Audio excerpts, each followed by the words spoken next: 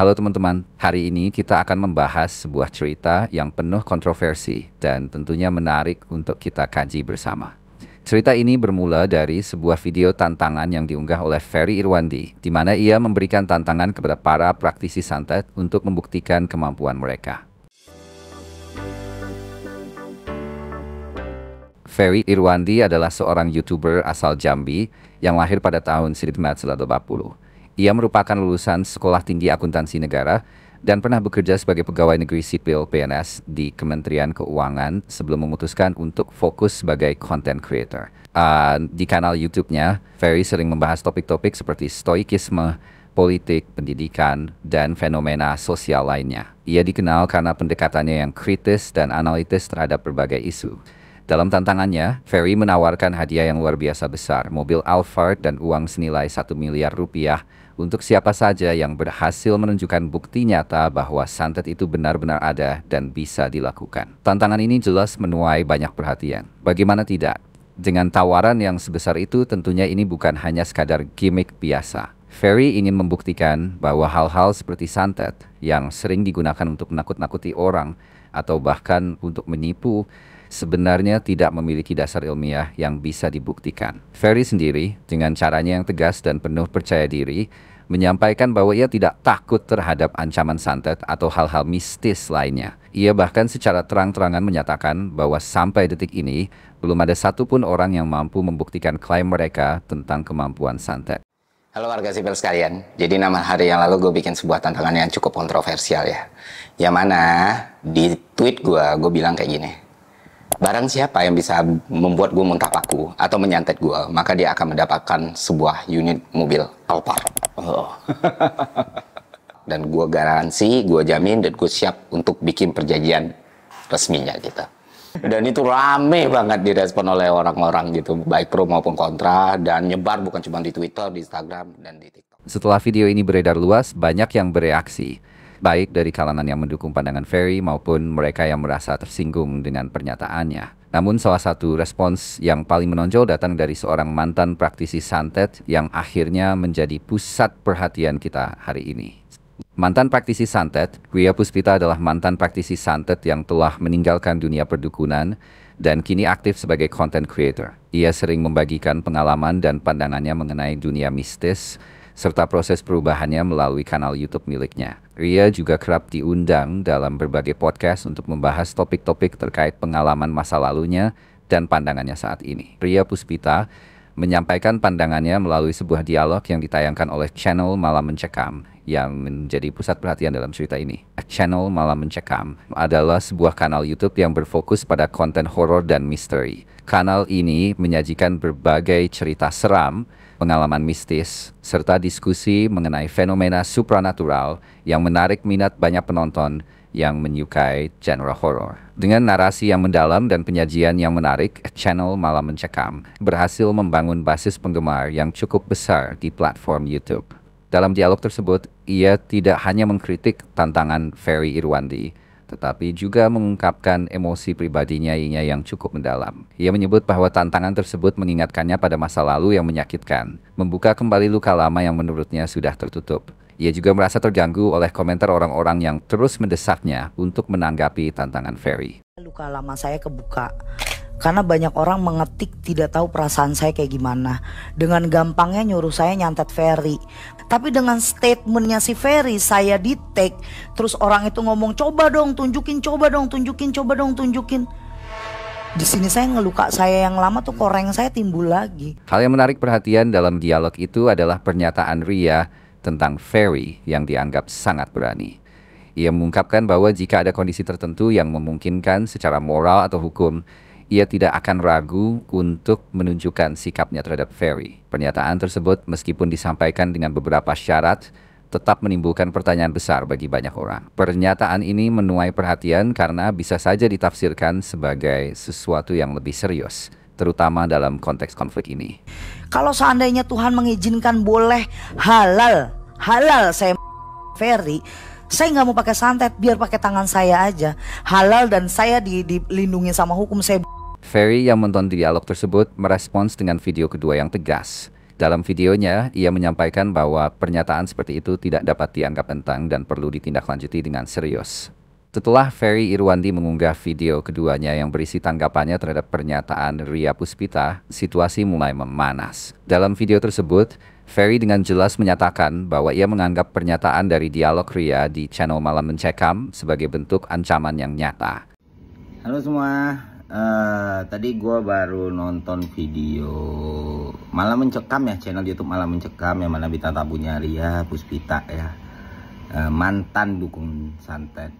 Nah di video itu sebenarnya ya lucu sih, menarik dan menghibur. Cuman ada satu hal yang gue kira nggak benar nih. Jadi gini, di awal video itu ditunjukin potongan kalau Mbak Ria ini ingin membunuh saya bukan dengan santet tapi dengan tangan atau dengan apalah, karena benci atau kesal atau apa saya nggak tahu. Tapi yang jelas itu udah masuk ke ranah hukum dan masuknya udah pidana ya, ancaman pembunuhan di depan publik. Nah sebenarnya gue nggak akan permasalahin kalau gue terbunuhnya sama santet. Oke, biar ngerti nih, biar gue ngancam enggak. Kalau gue terbunuh dengan santet, gue dan keluarga gue nggak akan pernah, sekali lagi nggak akan pernah mempermasalahkan. Bahkan gue kasih Alphard, gue kasih duit 1 miliar kalau terbunuhnya dengan santet. Tapi kalau bukan dengan santet, justru ini bisa berbahaya buat channel Malam Mencekam dan Ria Puspita itu sendiri. Supaya jelas, gue kasih tahu.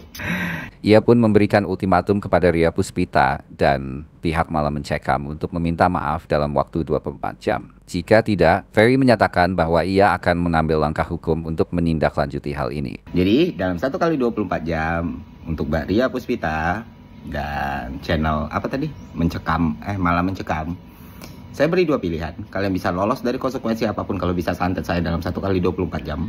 Terserah siapa yang eksekusi. Saya tahu Mbak Ria katanya nggak mau lagi ABCDE, udah tobat dan segala macam. Tapi kan Mbak Ria bilang di video banyak teman-temannya yang masih sakti nih, yang tersinggung sama saya dan pengen eksekusi. Tapi Mbak larang, jangan dilarang, eksekusi aja. Karena kalau mereka bisa eksekusi saya, kalian semua aman. Dan yang eksekusi dapat duit 1 miliar dan Alphard. Kedua, bikin pernyataan maaf ke publik. Ya, itu aja. Karena ya itu udah masuk ranah pidana. Dan ya udah, ya minta maaf ke publik, jangan ke saya. Cuman 2 skenario itu yang aman buat kalian. Tapi kalau kalian hiraukan, ya saya cuma YouTuber kecil. Dan kalau sampai Anda kabur, saya akan kejar ke dasar neraka. Sekalipun saya nggak peduli Anda punya ilmu kebal, Anda bosnya iblis, Anda temannya setan, Anda sakti, Anda bisa meledakkan perut saya nggak peduli. Saya akan kejar Anda sampai ke dasar neraka. Percayalah. Respon pertama yang datang bukan dari Ria Puspita, melainkan dari pihak channel Malam Mencekam itu sendiri. Hanya beberapa jam setelah video kedua Ferry diunggah, Malam Mencekam segera menghapus video dialog tersebut dari channel mereka. Tak lama kemudian, mereka juga mengunggah sebuah video permintaan maaf secara resmi. Dalam video itu, pihak Malam Mencekam menyampaikan permohonan maaf kepada Ferry Irwandi atas apa yang terjadi dalam dialog tersebut. Mereka mengakui bahwa konten yang mereka tayangkan mungkin telah menyinggung atau menimbulkan perasaan tidak nyaman bagi Ferry maupun pihak lain yang menonton. Assalamualaikum warahmatullahi wabarakatuh.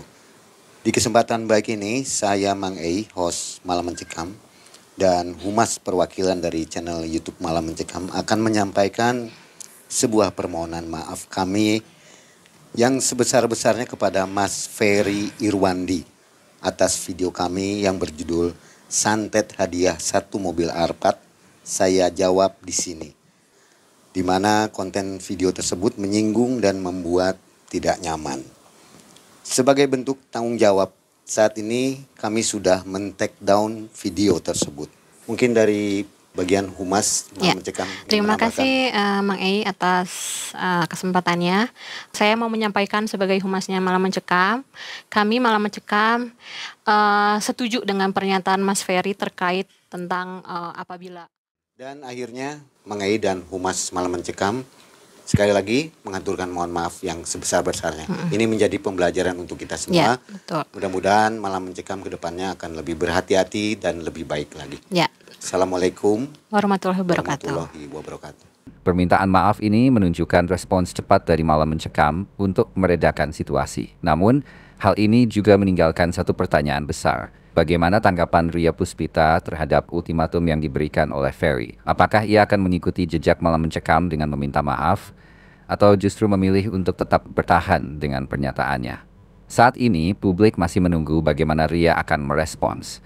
Jika ia memilih untuk diam atau bahkan melawan, maka situasi ini bisa semakin memanas. Di sisi lain, jika ia memutuskan untuk meminta maaf, konflik ini mungkin akan berakhir di sini tanpa perlu melibatkan langkah hukum lanjut dari pihak Ferry. Namun semua ini belum pasti. Di tengah suasana yang semakin memanas, publik terus memantau bagaimana perkembangan konflik ini akan berjalan. Sementara permintaan maaf dari Malam Mencekam telah menjadi langkah yang cukup signifikan untuk meredakan situasi, semua mata kini tertuju pada Ria Puspita. Banyak yang bertanya-tanya apakah ia akan memilih jalur yang sama dengan Malam Mencekam atau mengambil pendekatan yang berbeda. Bagi Ferry, jelas bahwa ultimatum 24 jam ini adalah cara untuk memberikan batas waktu yang tegas kepada pihak-pihak yang ia anggap bertanggung jawab. Dalam video kedua Ferry, ia tidak hanya menunjukkan ketegasan, tetapi juga menyoroti pentingnya tanggung jawab atas apa yang disampaikan di ruang publik. Ferry menyebut bahwa ini bukan hanya soal dirinya sebagai individu, tetapi juga menyangkut pesan yang lebih besar. Bagaimana menjaga agar ruang diskusi publik tetap sehat tanpa intimidasi atau ancaman.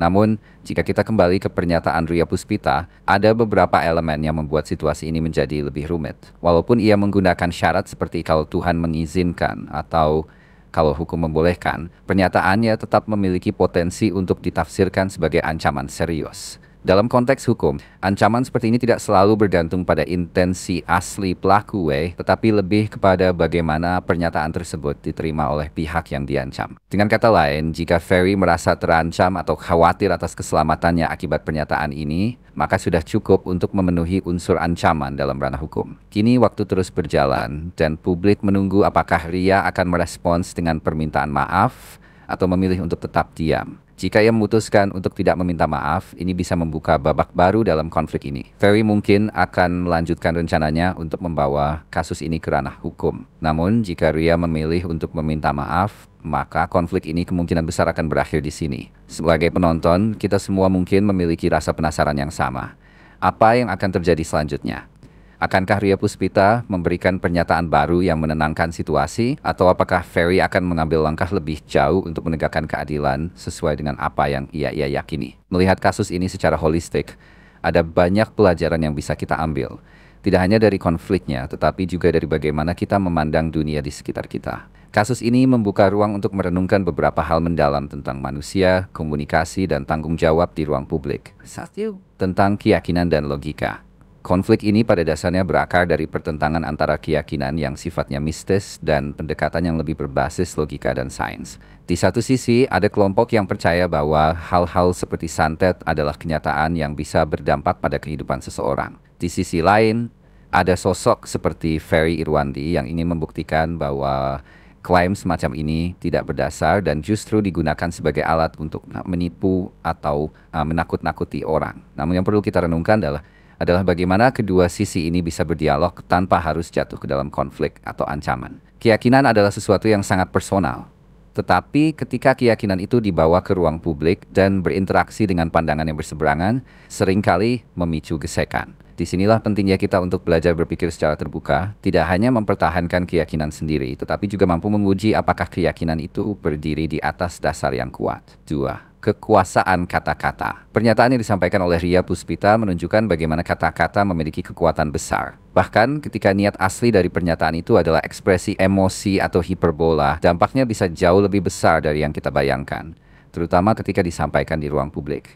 Kata-kata dapat menenangkan, tetapi juga bisa menghancurkan. Dalam kasus ini, pernyataan seperti, "Kalau Tuhan mengizinkan, saya akan melakukan pembuncrotan terhadap Ferry," bukan hanya berdampak pada Ferry secara pribadi, tetapi juga menciptakan suasana tegang di antara audiens yang menonton. Ini adalah pengingat bagi kita semua bahwa setiap kata yang kita ucapkan, terutama di ruang publik, harus dipikirkan dengan matang. Apakah itu membangun atau justru merusak? Peran hukum dalam konflik. Kasus ini juga menunjukkan pentingnya hukum sebagai alat untuk menjaga ketertiban dan melindungi hak individu. Ketika sebuah pernyataan dianggap sebagai ancaman, hukum hadir untuk menilai apakah itu benar-benar membahayakan atau hanya sebuah ekspresi. Namun, hukum juga memiliki batasan. Tidak semua konflik bisa diselesaikan di meja hijau.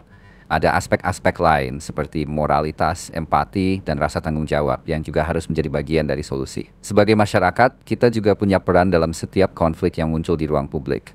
Kadang-kadang, reaksi kita, komentar, likes, atau bahkan share bisa memperburuk situasi. Ini adalah pengingat bahwa kita harus lebih bijak dalam merespons sesuatu yang kita lihat di media sosial. Jangan sampai kita menjadi bahan bakar yang memperbesar api konflik, tetapi justru menjadi jembatan untuk mencari solusi yang lebih damai. Bagi teman-teman yang menyimak kasus ini, pesan yang bisa kita ambil adalah pentingnya berpikir kritis dan ilmiah dalam menilai sesuatu. Jangan mudah terpengaruh oleh klaim-klaim yang tidak terbukti, terutama yang sifatnya mistis atau supranatural. Tantangan seperti yang dilakukan oleh Ferry Irwandi atau Marcel Pesulap Merah seharusnya kita pahami sebagai upaya yang sangat baik untuk menyadarkan masyarakat. Dalam masyarakat kita, praktik santet dan perdukunan seringkali menjadi alat untuk menipu atau menakut-nakuti orang lain. Dengan klaim-klaim yang tidak masuk akal, para pelaku ini sering memanfaatkan ketakutan, kebodohan, atau keputusasaan orang lain demi keuntungan pribadi. Mereka mungkin mengaku memiliki kemampuan gaib, padahal kenyataannya banyak dari praktik tersebut hanya trik sulap yang dibungkus dengan ritual mistis. Apa yang dilakukan oleh Ferry maupun Marcel adalah sebuah langkah untuk melindungi masyarakat dari penipuan semacam ini. Tantangan-tantangan mereka memberikan pesan yang jelas. Kalau memang ada kemampuan mistis seperti itu, tunjukkan buktinya. Dengan cara ini, mereka mendorong masyarakat untuk berpikir lebih kritis dan tidak mudah percaya pada klaim-klaim tanpa dasar. Selain itu, konten seperti yang dilakukan Ferry atau Marcel juga mengandung tujuan yang lebih mulia. Mereka tidak hanya ingin membuktikan bahwa praktik perdukunan semacam ini tidak berdasar, tetapi juga ingin mengajak para pelaku yang terlibat untuk berhenti melakukan penipuan tersebut. Perdukunan yang menakut-nakuti atau merugikan orang lain adalah perilaku yang tidak bermoral. Jika mereka menggunakan kemampuan ini hanya untuk mencari penghasilan dengan cara yang tidak jujur, maka sudah seharusnya mereka bertobat dan mencari jalan hidup yang lebih baik. Apa yang Ferry lakukan dengan tantangan yang tegas dan terbuka, memberikan contoh kepada masyarakat bahwa kita tidak perlu takut menghadapi ancaman yang tidak berdasar.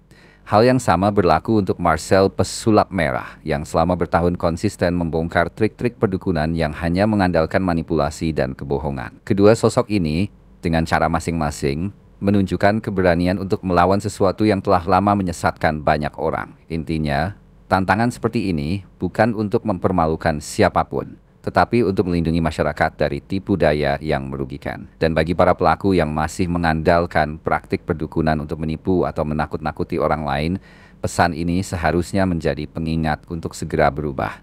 Bertobatlah dan berhentilah mencari keuntungan dari kebodohan atau ketakutan orang lain. Dan itulah mengapa kita sebagai masyarakat perlu lebih kritis dalam menilai klaim-klaim yang beredar, terutama yang terkait dengan hal-hal mistis atau supranatural. Bukan berarti kita harus meremehkan keyakinan seseorang, tetapi kita perlu menegaskan bahwa keyakinan tidak boleh digunakan untuk merugikan atau menipu orang lain.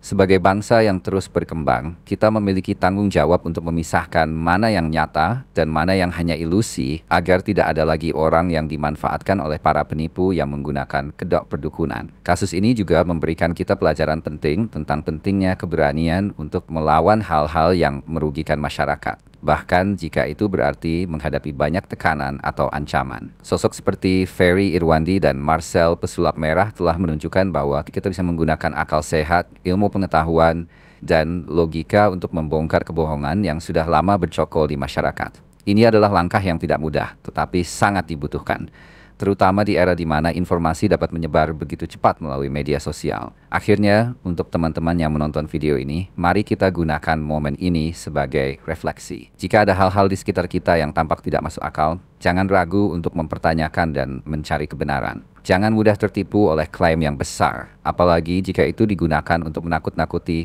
atau memanipulasi kita. Ingatlah, kebenaran tidak perlu berlindung di balik ancaman atau kebohongan.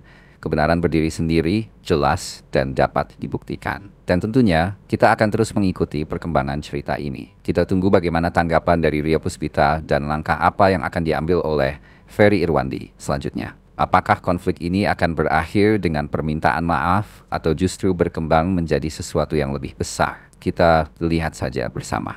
Terima kasih telah menyimak video ini. Jangan lupa untuk like, share, dan subscribe agar tidak ketinggalan pembahasan menarik lainnya di channel ini. Sampai jumpa di video berikutnya teman-teman. Tetap kritis, tetap berpikir mendalam, dan jadilah bagian dari masyarakat yang tidak mudah dimanipulasi. Nah, 6 hari berlalu sejak tantangan itu gue umumkan, sampai detik ini gue masih sehat-sehat saja. Tidak ada tanda-tanda muntah paku, tidak ada tanda-tanda sakit, tidak ada tanda-tanda kena santet. Nah, apakah tidak ada yang mencoba? Oh, banyak yang mencoba Bapak Ibu semua. Gue hitung di Twitter aja ada 8 orang yang confirm kalau dia mencoba. Dan dari 8 orang ini ada yang ngaku beneran sakti, ada yang ngaku ngelmu, ada yang kenal orang sakti dan lain sebagainya. Dan ternyata 8-8-nya gugur.